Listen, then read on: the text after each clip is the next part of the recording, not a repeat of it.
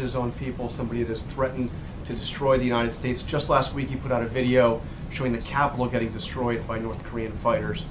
How could he be honored to meet with Kim Jong-un? Well, the president understands the threat that North Korea poses, and he will do whatever is necessary under the right circumstances to protect our country from the threat that they pose. How would that be an honor? Well, Jonathan, I guess because he is still a head of state, so it is sort of there's a diplomatic piece to this, but the bottom line is the president's going to do what he has to do. Right now, he's building a coalition in the region to isolate North Korea, both economically and diplomatically, to get the threat, to take that threat down. But that is his number one priority right now, is protecting this country and our people. What did he mean when he called him one smart cookie, or a pretty smart cookie? Well, I think his point was he went over this in the interview, that he assumed power at a young age when his father passed away, and there was a lot of potential threats that could have come his way, and he's obviously managed to lead a country forward, despite the obvious concerns that we and so many other people have. He is a young person to be leading a country with nuclear weapons, and so.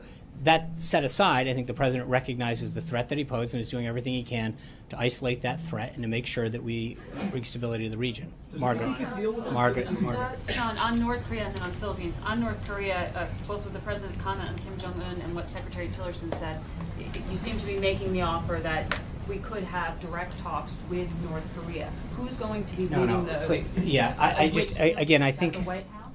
I think that the key part of the president's statement was under the right circumstances, and that is the key. And those circumstances do not exist now.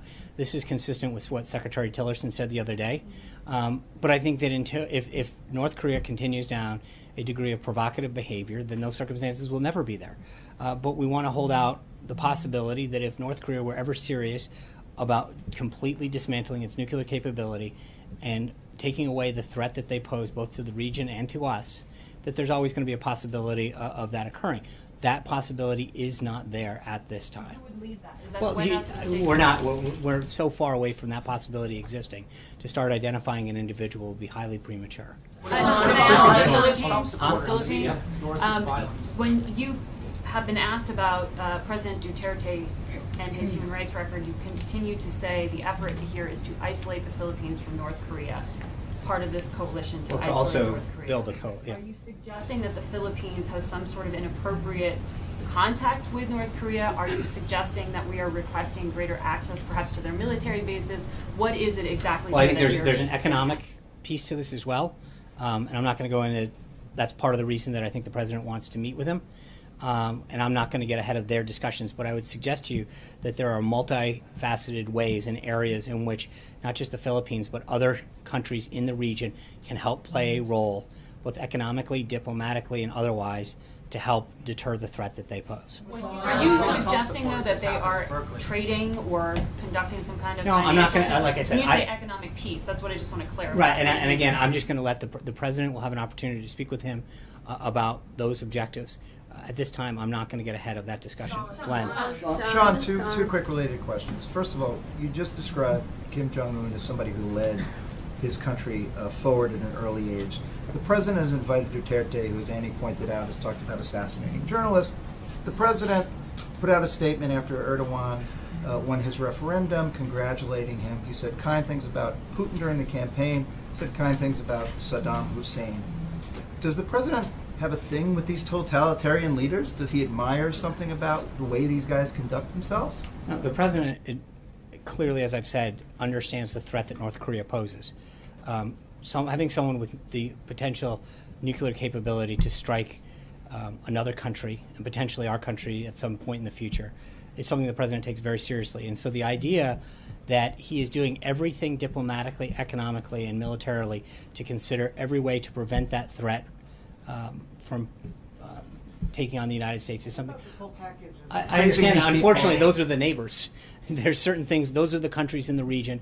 Those are the countries that can be helpful as we move forward to try to prevent the threat that they pose. Go ahead. Wait, one follow-up question. On Sunday, Chief of Staff Priebus, talking to this gentleman right here, said, with respect to the libel laws and the First Amendment, quote, talking about news outlets that printed false articles, quote, I think It's something that we've looked at. How that gets executed or whether that goes anywhere is a different story. Is that a project that is currently being worked on by the council's office? Can you just tell me the status of that? Who is pursuing that? I think the Chief of Staff made it very clear that that is something that is being looked into substantively and then both logistically how it would happen. But that's nothing new. It's something the President talked about on the campaign trail. Is the council actually I'm not, investigating I this? will not go into, but I just tell you that it's been. I just want to ask you to clarify something else the President said. He said, "I don't stand by anything." How is the American public supposed to digest that, supposed to trust what the President says when he himself says of his own comments, "I don't stand by anything"? What are you referring to? It's in the CBS interview with John Dickerson in the Oval Office. I need the more context. It was about wiretapping. He was asked to, if he still believes President Obama is a bad or evil guy. Do you still stand by those comments? And the President said, "I don't stand by anything." No, that was a long back and forth exchange, and that's why I'm asking for the context. But I think the point is he clearly stands by that. That's something that he made very clear if you look at the entire back and forth. Sean, two questions on the Philippines. First, is President Trump comfortable with the leader's support of extrajudicial killings of drug users in the country? Obviously, there's a human rights component that goes into all of this. And so it's a balance. We want to make sure that our country, our people are protected. This isn't a simple yes or no kind of situation. You've got a country in North Korea that possesses a nuclear weapon and is looking for the appropriate delivery system to potentially do harm. I think the President recognizes that the #1 priority is the protection of our people, the safety of our people, and the safety of the people in the region. And so it's not just a question of either or. It's a question of priorities and balance. There's a lot that the President talks to these leaders in private about.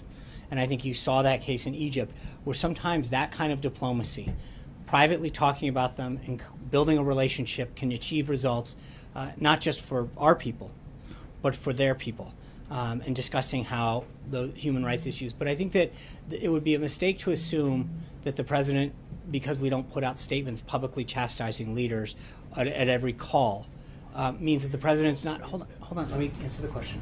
I think the President understands the value of it, but he understands the balance.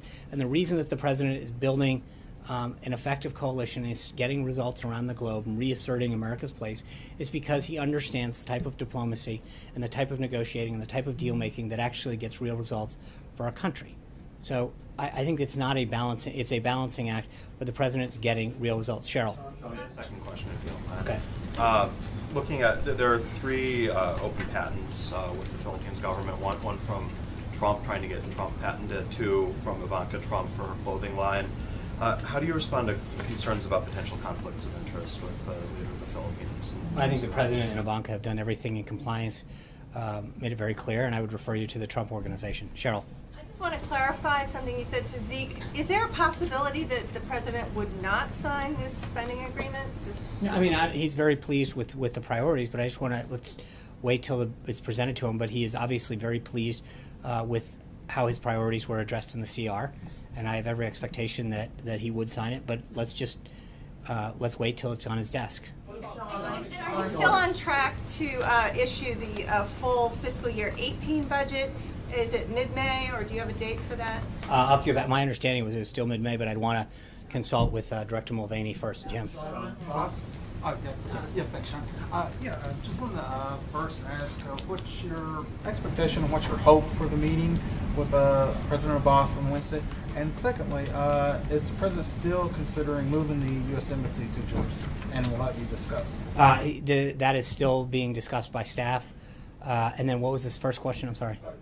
The first question is your expectations going forward. What Obviously, do you hope from this the meeting? President's Do you think ultimate it'll goal move forward? is to establish peace in the region. And so I think he's going to, that's obviously the goal and the discussion that he's going to have with the head of the Palestinian Authority. But there's, that's going to be a relationship that he continues to work on and build with the ultimate goal that there's peace in that region between Israel and the Palestinian Authority. Alexis. I follow up on infrastructure. The President has been talking about a major infrastructure package for more than a year in the campaign, but it doesn't seem very clear right now what the mechanism is or the construction of whatever it is that he wants to push forward. He talked about maybe attaching it to the reconciliation package for health care. He talked about maybe doing that with the tax package. Can you update us on is that still very preliminary in its invention? Does he have clear ideas, and what's the mechanism and timing to get that done? I think he does. He's been working on that with his both economic and policy team. But this week we're a little busy with the CR and healthcare. He laid out the tax package last week, but it is clearly still up there on the priority list. Let's get through this week, and then hopefully have some additional details moving forward. But he has been very clear that that infrastructure package is something that he wants to get done and get moving.